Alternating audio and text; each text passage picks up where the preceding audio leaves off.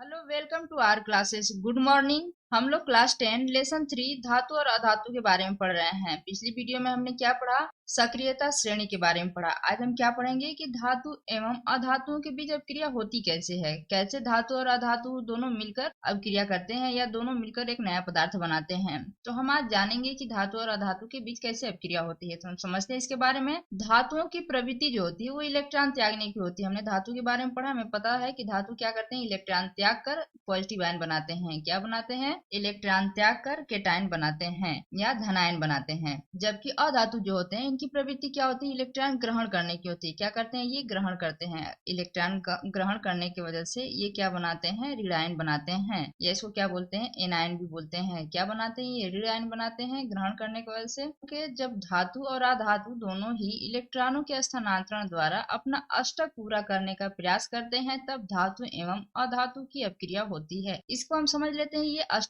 पूरा करने का क्या मतलब है, ये इलेक्ट्रॉनों का स्थानांतरण के बारे में समझ लेते हैं। तो पहले हम समझते हैं धातु और अधातु के बारे में। तो एक हम कोई धातु में से कोई एक तत्व ले लेते हैं और अधातु का कोई एक तत्व ले लेते हैं। तो हमने धातु से एक तत्व लिया क्या, सोडियम, और अधातु से एक तत्व लिया क्लोरीन। अब सोडियम है तो सोडियम की जो होती है परमाणु संख्या कितनी होती है, ये 11 होती है, और क्लोरीन की परमाणु संख्या कितनी होती है, ये 17 होती है। हम परमाणु संख्या लिख लेते हैं। अभी हमें पता क्या करना है, ये अष्टक पूर्ण करना। अष्टक पूर्ण करने का मतलब क्या है, हमें इसका इलेक्ट्रॉनिक विन्यास निकालना है कि अष्टक का मतलब इसके बाहरी कक्षा में कितने इलेक्ट्रॉन होने चाहिए, 8 इलेक्ट्रॉन होने चाहिए। इसी को इसे पूर्ण करना है अपने बाहरी कक्षा को। तो हमें पता है जो कोष भरे जाते हैं, तो कोष कौन है, के एल एम एन, 4 कोष है। इसके पास कितने इलेक्ट्रॉन है, 11 इलेक्ट्रॉन है, क्योंकि परमाणु की संख्या बराबर ही होती है इलेक्ट्रॉन की संख्या। तो अब इलेक्ट्रॉन भरे जाएंगे इस कोष में। इस कोष में इलेक्ट्रॉन भरते हैं तो के कोष में कितने इलेक्ट्रॉन होंगे, 2 इलेक्ट्रॉन। एल कोष में कितने इलेक्ट्रॉन होंगे, 8 इलेक्ट्रॉन। और एम कोष में कितने इलेक्ट्रॉन होंगे, 1 इलेक्ट्रॉन। देखिए 2 8 10 1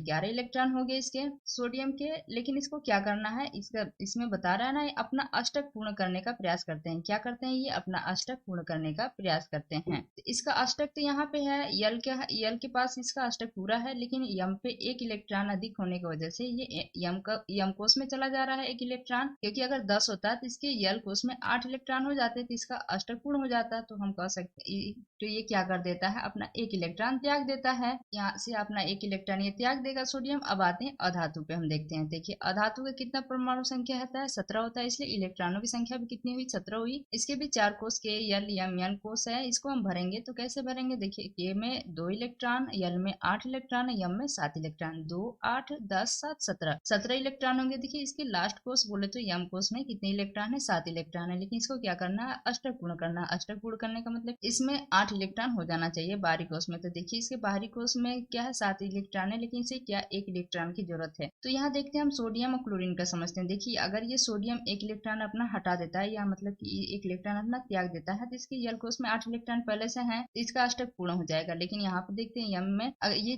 त्यागेगा तो 7 इलेक्ट्रॉन त्यागना पड़ेगा, इसलिए ये मुमकिन नहीं होता है। क्योंकि अगर ये 1 इलेक्ट्रॉन ले लेता है तो इसके अष्टक पूरे हो जाएंगे। तो जो चीजें आसान है वही ना हो। तो अगर ये 7 इलेक्ट्रॉन इसके पास है, 1 इलेक्ट्रॉन अगर ये ले लेता है तो इसके भी अष्टक पूर्ण हो जाएंगे। यही होता है धातु और अधातु के बीच क्रिया होने का कारण। तो अब हम यहाँ से समझते हैं। देखिए यहाँ पे हमने देखा सोडियम है, अपना 1 इलेक्ट्रॉन त्याग दिया। हमें क्या पता है कि धातु क्या करते हैं, इलेक्ट्रॉन त्यागते हैं। तो धातु इलेक्ट्रॉन त्यागने की वजह से क्या बनाते हैं, धनायन बनाते हैं। ये सोडियम पे प्लस चार्ज लग गया, फिर प्लस ये इलेक्ट्रॉन त्याग दिया है। यहाँ पे जो सोडियम का जो है ये परमाणु संख्या, इलेक्ट्रॉनों की संख्या कितनी हो गई, या इलेक्ट्रॉनिक विन्यास आप कुछ भी कह सकते हैं, 281 हो गया। अब यहाँ पे ये जो सोडियम प्लस चार्ज है, इसके पास कितने इलेक्ट्रॉन हो गए, क्योंकि इसने 1 इलेक्ट्रॉन त्याग दिया। अब इसके पास कितने इलेक्ट्रॉन हो गया, 2 और 8। इस सोडियम को हम क्या बोलेंगे, सोडियम केटायन बोलेंगे। अब यहाँ आते हैं क्लोरीन पर। क्लोरीन पे आते हैं। यहाँ पे देखिए क्लोरीन क्या करना है, ये अधातु है, इसका जो नेचर है वो क्या है, इलेक्ट्रॉन ग्रहण करने का नेचर है। इसलिए ये क्लोरीन जो है 1 इलेक्ट्रॉन ग्रहण करेगा। ये इलेक्ट्रॉन का संकेत होता है,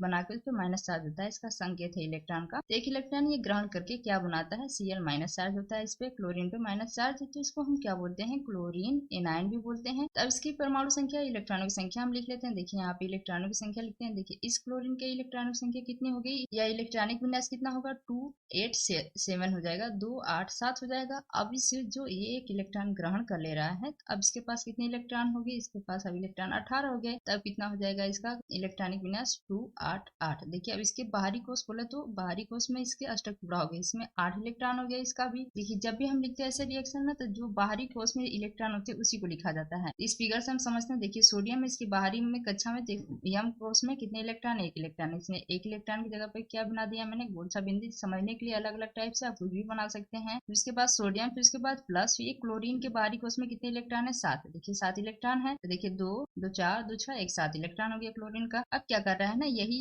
सोडियम एक इलेक्ट्रॉन किसको दे रहा है, क्लोरीन को दे रहा है। तो ये सोडियम एक इलेक्ट्रॉन क्लोरीन को दे रहा है, तभी तो ये क्लोरीन अपना इलेक्ट्रॉन ग्रहण करके ये अष्टक पूर्ण कर रहा है। ये क्या कर रहा है, सोडियम एक इलेक्ट्रॉन त्याग कर अपना अष्टक पूर्ण कर रहा है। तो यही रिएक्शन होता है। तो ये Na प्लस Cl मिलकर क्या बनाते हैं, NaCl। तो ये Na प्लस हो गया, Cl माइनस हो गया। देखिए इसका अष्टक पूरा हो गया, 2 2 4 2 6 2 8 इलेक्ट्रॉन हो गया। इसका अष्टक पहले से ही पूरा था। इस तरीके से रिएक्शन होता है। इस रिएक्शन को हम लिखते हैं Na प्लस Cl। ये अब क्रिया करके क्या बनाते हैं, NaCl। तो ये धातु हो गया सोडियम, ये अधातु हो गया क्लोरीन। ये दोनों के बीच अब क्रिया करके क्या बना, NaCl बना, मतलब सोडियम क्लोराइड बना। इस क्रिया को जो बीच में जो इलेक्ट्रॉन जो देख रहे हैं, ये एक दूसरे से इलेक्ट्रॉन जो बंधे हुए हैं, NaCl ये टूट के अलग तो हो नहीं रहा है, ये एक दूसरे के साथ जो है, इसके बीच में कौन सा बल लगता है, वैद्युत बल द्वारा ये आकर्षित होते हैं। मतलब एक दूसरे के साथ है NaCl, इस बल के द्वारा ये एक दूसरे के साथ है। इसी के कारण भी इसको बोलते हैं वैद्युत संयोजी आबंध। या इसमें क्या हो रहा है, ये आयन है, इसके पास आयनों का स्थानांतरण हो रहा है, ये तो इसलिए इसे क्या बोलते हैं, आयनिक आबंध कहते हैं। तो ये जो इलेक्ट्रॉन जो ट्रांसफर हो रहे हैं, इसे स्थानांतरण हो रहा है, तो इसमें वैद्युत संयोजी आबंध भी इसको बोलते हैं। जिसका पहले से ही अष्टक पूरा हो